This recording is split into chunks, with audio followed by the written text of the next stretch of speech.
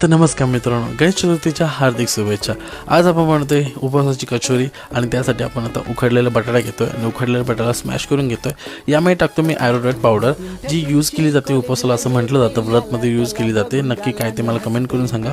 इथे 2 ते 3 चमच आपण ॲड करतोय, ज्याने आपल्याला बटाट्याची वरची लेयर एकदम क्रिस्पी बनेल। इथे शेंगदाणा नमक टाकतो थोडासा आणि मिक्स करून ठेवतो। इथे आतली फिलिंग तयार करण्यासाठी खोबरा घेतला, ओला तो किसून घेतला। इथे चॉप केलेली मिरची आणि कोथिंबीर टाकतोय। त्यानंतर टाकतो इथे थोडंसं चॉप केलेले काजू आणि मनुके।